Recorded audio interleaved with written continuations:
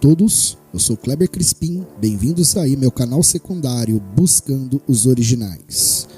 Bem pessoal, no vídeo de hoje nós daremos continuidade aí à série que começou no vídeo anterior, a série Arrebatamento Pré-Tribulacionista. Hoje daremos início à parte 2 deste estudo que estou disponibilizando aqui para todos aqui no canal. E novamente, venho pedir a vocês para que vocês assistam os vídeos do canal do Rômulo sobre o assunto, porque os vídeos dele e esses vídeos se complementam. Então, combatendo esta heresia, continuemos aqui no estudo aqui no canal, pessoal. Então, sem mais delongas, bora para a parte 2 desta nova série aqui do canal. Quantas vindas do Messias? O Tanar, Primeiro Testamento, aponta claramente para duas vindas do Messias, uma como servo e outra como rei. Contudo, fica evidente que os que acreditam no arrebatamento prematuro vão contra as Escrituras por crerem em 3 vindas do Messias. Uma vez que o retorno do Messias tem sido entendido por séculos como sendo a segunda vinda do Messias, os que creem no arrebatamento prematuro devem mudar a expressão acima para a terceira vinda do Messias, ou insistir, como a maioria faz, de que o arrebatamento prematuro não é de fato uma vinda do Messias. Se a teoria do arrebatamento prematuro fosse verdadeira, então as Escrituras deveriam ensinar sobre um aparecimento pré-tribulacionista do Messias, que não é uma vinda do Messias propriamente dita, seguida de uma vinda do Messias após a tribulação. E mais, as Escrituras não poderiam identificar o Ktaf, o arrebatamento, como referindo a vinda do Messias nas Escrituras. Não deveríamos também esperar que a vinda pós-tribulacionista do Messias fosse chamada de aparecimento. Agora, vamos examinar estas mentiras à luz das Escrituras. Conjuro-te diante de Elohim e do Mashiach, Yahushua HaMashiach, que há de julgar os vivos e os mortos pela sua vinda e pelo seu reino. Livro de 2 Timóteo, capítulo 4, versículo 1. Aqui vemos claramente que no final da tribulação e no início do reino teremos a vinda do Messias. Assim também o Mashiach, oferecendo-se uma só vez para levar os pecados de muitos, aparecerá segunda vez sem pecado aos que o esperam para a salvação. Livro de Yahudim, traduzido, na verdade a tradução certa é Ivrim, traduzido por Hebreus, capítulo 9, versículo 28. Aqui o texto fala claramente da vinda pós-tribulacionista do Messias. Se o arrebatamento prematuro estivesse correto, este texto deveria dizer aparecerá uma terceira vez. Portanto, irmãos, sede pacientes até a vinda de Adonai. Livro de Yaakov, traduzido por Tiago, capítulo 5, versículo 7. Este texto nos instrui claramente que a nossa esperança deve ser na vinda do Messias e não em um aparecimento do Senhor. Dizemos-vos, pois, isto pela palavra do Senhor, que nós, os que ficarmos vivos para a vinda do Senhor, de modo algum precederemos os que já dormem, porque o Senhor mesmo descerá do céu com grande brado, a voz do arcanjo, ao som do chofar de Elohim, e os que morreram no Mashiach ressuscitarão primeiro. Depois nós, os que ficarmos vivos seremos arrebatados juntamente com eles nas nuvens ao encontro do Senhor nos ares, e assim estaremos para sempre com o Senhor. Livro de 1 Tessalonicenses, capítulo 4, versículos de 15 a 17. Inclusive o irmão Romulo Barasquim chegou a fazer vídeo sobre isso. Esta é a passagem que fala do arrebatamento, mas esta passagem também se refere à vinda do Mashiach, do Cordeiro, e não de um aparecimento. Vemos, portanto, que a teoria do arrebatamento prematuro, que crê em 3 vindas ou em 2 vindas e um aparecimento do Messias, é completamente contrária às Escrituras, que falam apenas de 2. O ladrão da noite. Um dos chavões dos pré-tribulacionistas é a expressão ladrão da noite. Os pré-tribulacionistas usam este termo para descrever o arrebatamento prematuro como um arrebatamento secreto, no qual a igreja é removida da terra secretamente. Isto, contudo, é tirar a expressão completamente de seu contexto e usá-la erradamente. A parábola do ladrão da noite é uma das diversas parábolas contadas pelo Messias. Vide o livro de Matitiahu, traduzido por Mateus, capítulo 24, versículos de 42 a 51. E é mencionada em 3 outros lugares. Livro de 1 Tessalonicenses, capítulo 5, versículos de 2 a 10. Kefabeth, ou seja, 2 Pedro, capítulo 3, versículo 10, e Apocalipse, livro de Glihana, capítulo 3, versículo 3, e capítulo 16, versículo 15. Uma análise verídica desta expressão, tal qual é usada nas Escrituras, revela justamente o extremo oposto, um arrebatamento pós-tribulacionista. Primeiramente, vamos analisar a parábola em si.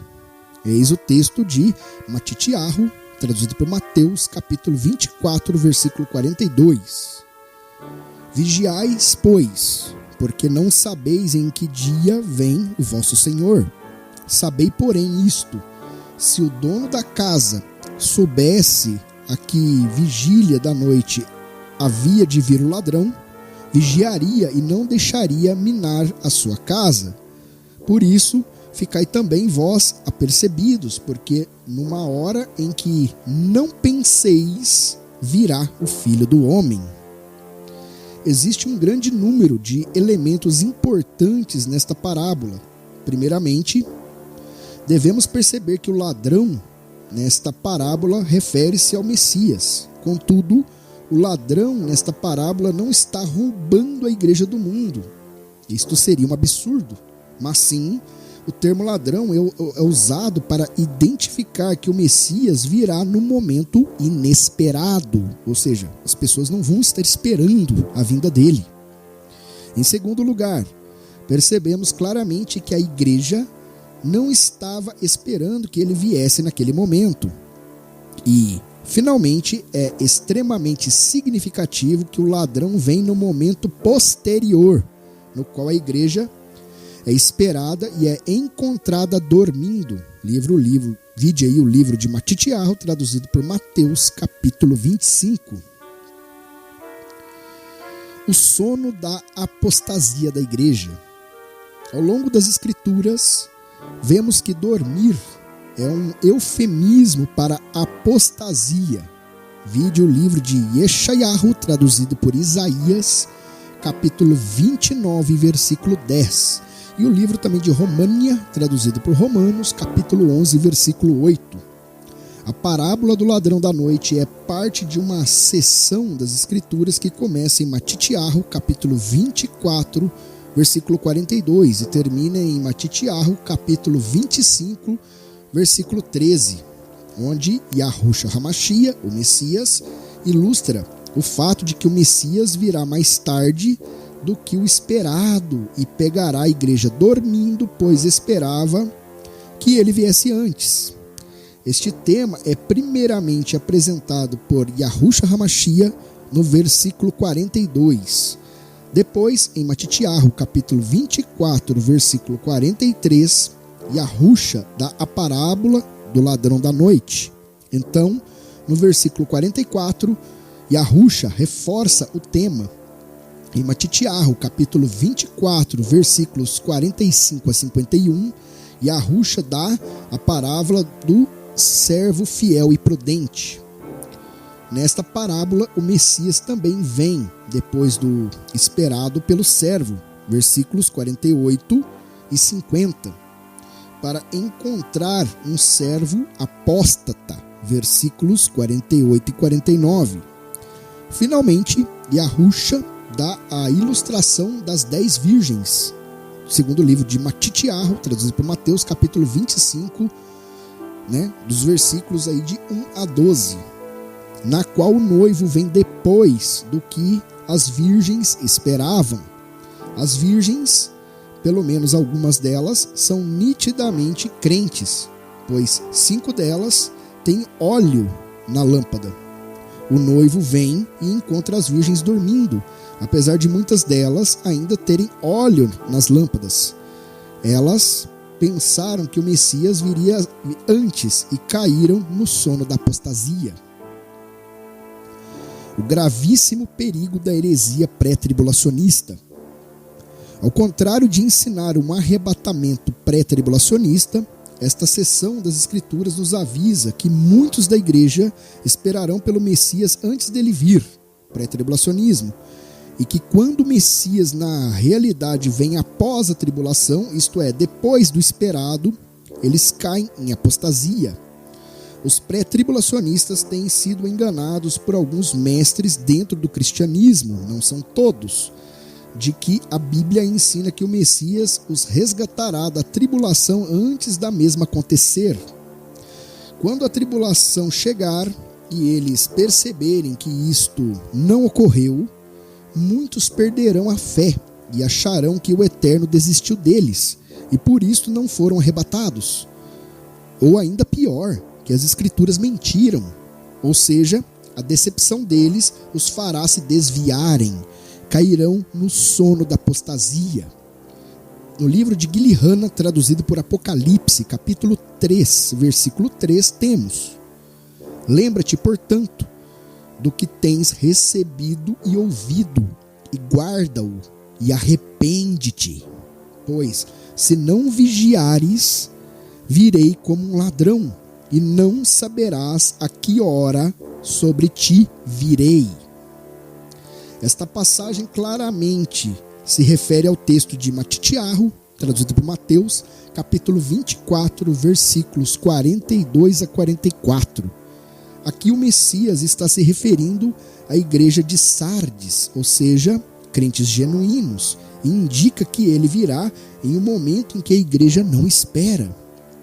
A implicação da expressão "se não vigiares" é a de que o Messias virá após a tribulação, ou seja, depois do esperado, e encontrará crentes dormindo, ou seja, em apostasia. O milênio e a vinda do ladrão da noite.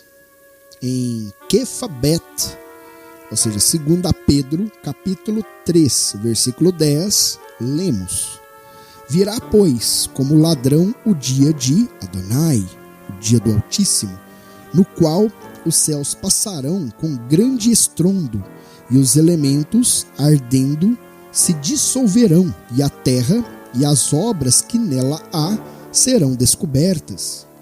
Aqui, o dia em questão refere-se ao dia de 1000 anos do reino do milênio. Vide aí, 2 Pedro, capítulo 3, versículo 8, o livro de Telihim, traduzido por Salmos, capítulo 90, versículo 4, o livro de Guilherme, traduzido por Apocalipse, capítulo 20, versículos 2 a 7. Este dia de 1000 anos começa com a segunda vinda do Messias, segundo o livro de Apocalipse, capítulo 19, versículo 11 e capítulo 20, versículo 2. E termina com a destruição da terra por fogo, segundo Apocalipse, capítulo 20, versículos de 7 a 21. E também o versículo 1. Aqui a expressão, o dia do Senhor virá como ladrão, segundo Pedro, capítulo 3, versículo 10, definitivamente se refere à segunda vinda do Messias e ao final da tribulação e ao início dos 1000 anos. Este não é um ladrão que virá sorrateiramente e em silêncio. É um ladrão que fará os céus se passarem com um rugido. Em Apocalipse 16, versículo 15, lemos: Eis que venho como ladrão, bendito aquele que vigia e guarda as suas vestes, para que não ande nu e não se veja a sua nudez. Esta passagem ocorre no texto dos eventos do dia de 1000 anos, mencionado acima. Além disto, esta passagem também reflete um ladrão que chega depois do esperado e encontra uma igreja apóstata. Bem, pessoal,